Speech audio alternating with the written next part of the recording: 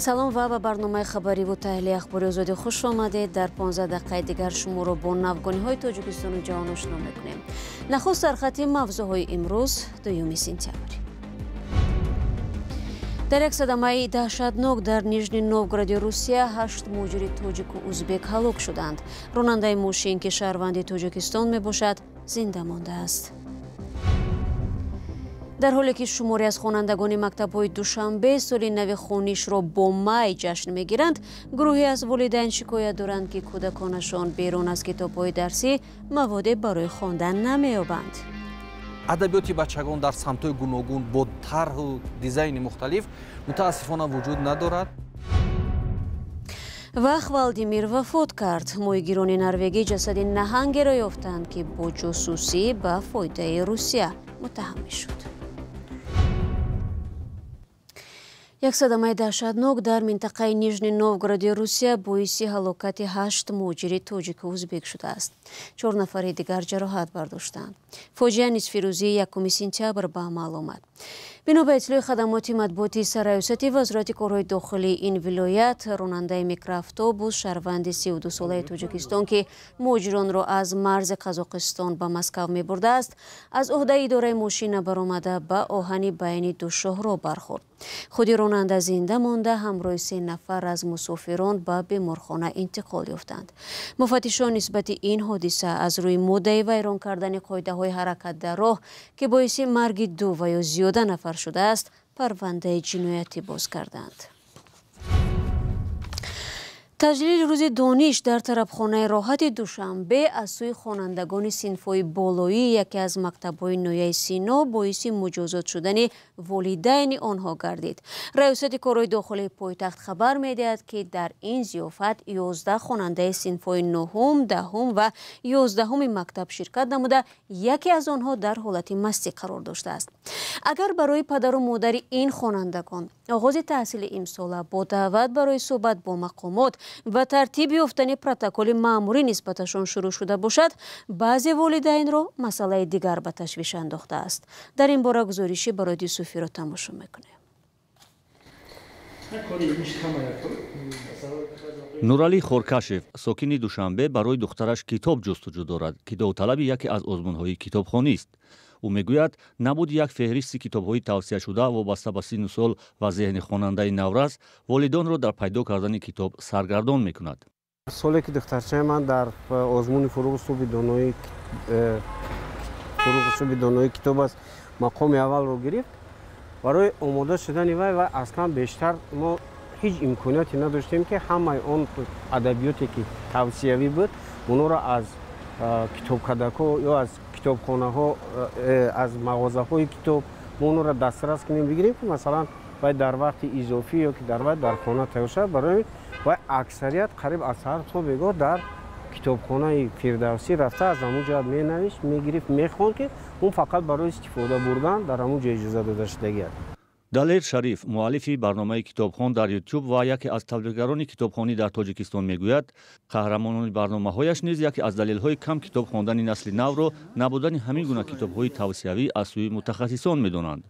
баъзе хонандаҳо якам китоб суроғ меянд, ҳамон китобҳои устод Айнӣ аст, китобҳои Ҷалол Икромӣ аст. вобаста ба оне ки ҷаҳон тағйир рафт, пеш рафтааст ва ҳамарӯза дар самтҳои гуногун китоб нашр мешавад, шуруъ аз зеҳни сунъӣ то технологияву то ҷомеашиносиву адабиёти бачагон дар самтҳои гуногун бо тарҳу дизайни мухталиф мутаассифона вуҷуд надорад ва ин як ҳолати бисёр шадид ва буҳронӣ аст.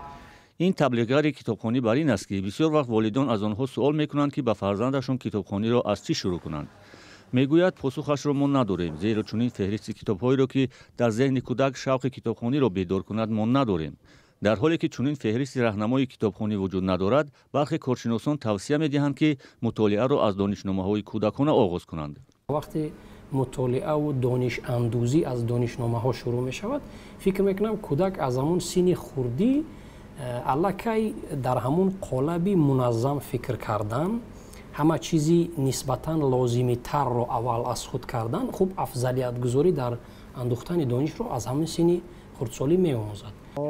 дар масъалаи китобҳои عزیز نقیبزاد مدیر فروشگاه کتابکده میگوید کتاب‌های ادبیات جهان دسترسند، اما به زبان تاجیکی کتاب خیلی کم ترجمه می شود. همگی 2-3 کتاب ترجمه می شود، در حالی که می شود گفت تمامی بهترین اثرهای جهانی به زبان ازبکی ترجمه شده‌اند.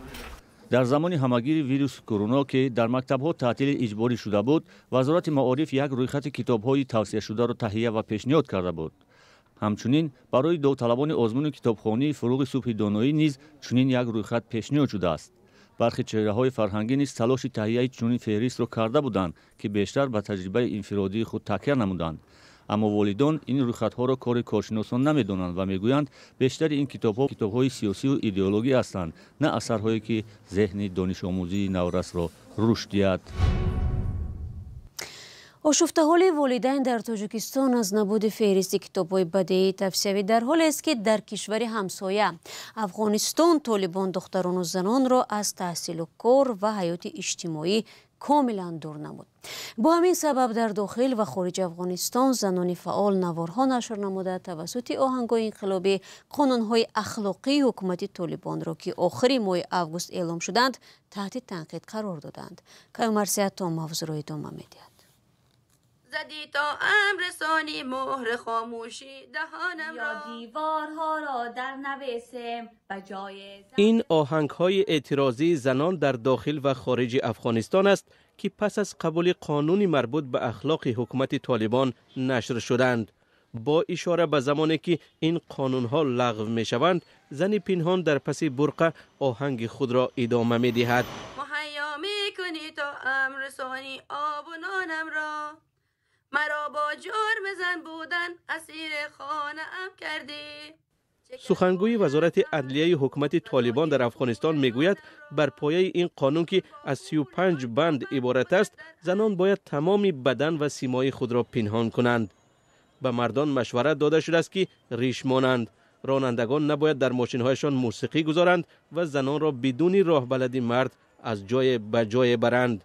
این قانون در اساس فتوای رهبر طالبان افغانستان هیبت الله آخوندزاده تصویب شده است که در سال 2022 ارائه شده بود.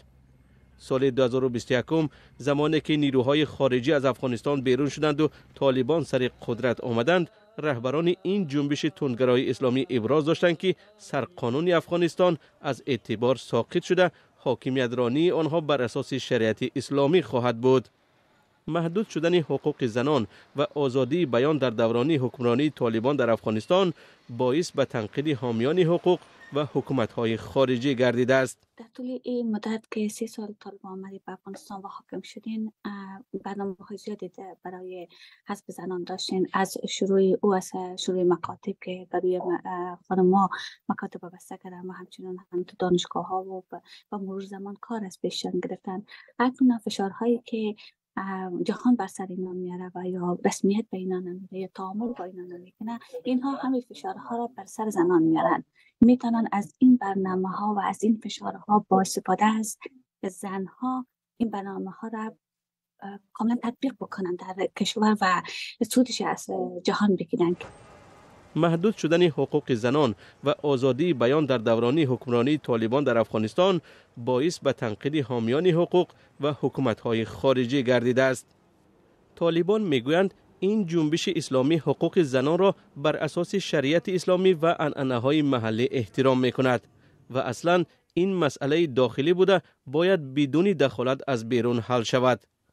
وزارت امر بر معروف و نهی از منکر حکومت طالبان افغانستان که تنظیم اخلاق را بر عهده دارد، در 3 سال گذشته اجرای دستورهای حکومت این جنبش تندگرای اسلامی را نظارت می‌کند.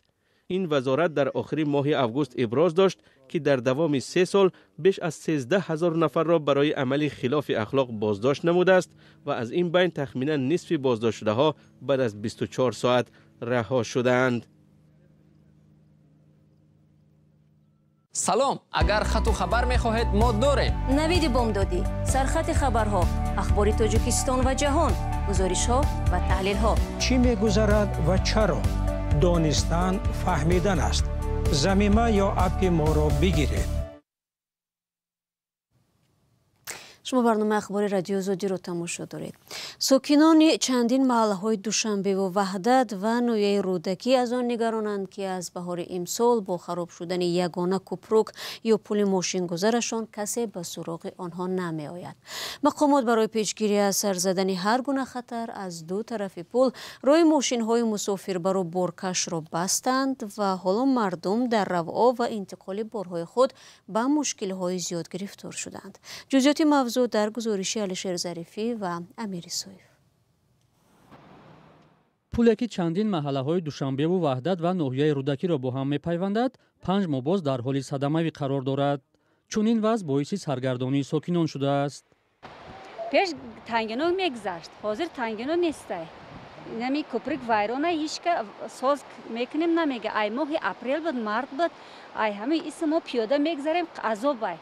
عذاب قطع میریم، عذاب قطع این نگوده که مایده قطع پیاده میریم اکه هموسه. سیل و بارانگری های فصل بهار که این پلی ماشین گذر را خراب نموده است، در پی آن در برابر دیگر سرگردانی ها خرج راهگیری ساکنان هم بیشتر شده است. 4 سوم قطع میرفتیم تا شهر، حاضر 4 سوم ایسو میریم، 2 سوم 3 سوم ایسو میریم. پیش ما تو هم بگیم که پیش مغازین تو جوی در کویده میبردیم مردم. خیلی حاضر ماسکی در صدمه جمع چیشی دیگه تو سری ماست میاریم میفروشون ماست پیاده میگذره و خیلی مردم در مشکله بای وزمین خدی میگم و گذشتن نمیتونه و جوی که ماشین مقصد تو پیش خونهش میرفت هیچ میفروش یا چور میگذرونه برشا. مقامات به ساکنان وعده دادند که پل را تامین میکنند. وقتی او سیل شدنده هم خیشید گفتن کم شب و راست میکنیم ایتین تو همیتا نگه داریم آبینا کم شده است هیچ جایی نیست که بیاین راست کنن همیتا نگه داریم مردم دقیق نیاخه همین دو ناحیه رئیس رودکی طرف وحدت هم خلقش همش همیتا میگذره 15-16 هزار آدم میشه 15-16 هزار آدم میشه راه همیه خلاص. ساکنان میگویند با چنین حال گرفتار شدن این پل زندگی آنها را خیلی مشکل کرده است و منتظر آنند که مقامات برای تعمیر آن کی دست به کار میشوند. روز 30 آگوست در حکومت ناحیه رودکی کسی حاضر نشد در روبروی دوربین رادیو آزادی موضوع را شرح دهد. اینجا در صحبت بدون ثبت تاکید نمودند که در نقشه کاریشان تعمیر این پل پیش بینی شده است و حالا مسئله مبلغ گذاری آن در بررسی قرار دارد. کی تعمیر خواهد شد و مبلغ آن چه مقدار را تشکیل می‌دهد معلوم نیست. این پل که به نقل ساکنان در زمان شوروی ساخته شده است، درازیش بیشتر از 100 متر بوده، در 10 کیلومتری مرکز دوشنبه جایگیر است. از طریق آن در برابر ماشین‌های مسافرکش، همچنین ماشین‌های گرانوزن بارکش نیز می‌گذشته است که با چنین حال گرفتار شدنش راه چنین ماشین‌ها نیز دراز شده است. نهنگ سفید بلوخ با نام خالدیمیر که با جاسوسی به نفع روسیه متهم میشد وفات کرده است. یک سازمان غیر دولتی نروژی که حرکت خالدیمیر را پیگیری میکرد گزارش میدهد که جسد نهنگ را شنبه 31 آگوست در جنوب این کشور پیدا کرده است. کلمه خالدیمیر از آمیخته کلمه نهنگ به زبان نروژی و نام پرزیدنت روسیه ولادیمیر پوتین ساخته شده است. سازمان نروژی در شبکه‌های اجتماعی نوشته است که خالدیمیر نمونه واضحی پیوسته انسان و طبیعت است. بار اول خالدیمیر در سال 2019 در شمال نروژ ظهور کرد. او به مردم نزدیک شده به اشاره‌های آنها جواب میداد. در گردن این نهنگ یک کامرای خرد نوارگیر برای جمع معلومات نصب شده بود. در آن به زبان انگلیسی نوشته شده بود که آن مالکیت سنت پترزبورگ می باشد. اداره اکتشافی داخلی نروژ خلاصه برآورد که این نهنگ قبل از ورودش به نروژ در اسارت بوده احتمال در برنامه‌های تحقیقاتی روسیه شرکت ورزیده است. روسیه هیچگاه به اتهام استفاده این نهنگ به حیث جاسوس پاسخ نداده است. بعضی رسانه‌ها تخمین کردند که خالدیمیر 15 ساله بود. عادتاً نهنگ نوی بلوخ از 40 تا 60 سال به سر میبرد. دوستان عزیز، برنامه ما در همینجا به آخر میرسد. سپاس که با ما بودید. خبر و گزارش از این بیشتر و همیشه میتوانید در وبسایت azadi.org و صفحه های رادیو آزادی در فیسبوک، اینستاگرام، ایکس و تلگرام، تیک تاک و یوتیوب دسترس کنید. اگر پیامی دارید برای ما نویسید. فردا شما رو در برنامه منتظر خواهیم بود. خود را احتیاط کنید و خدا نگهبان هر یک شما باشد.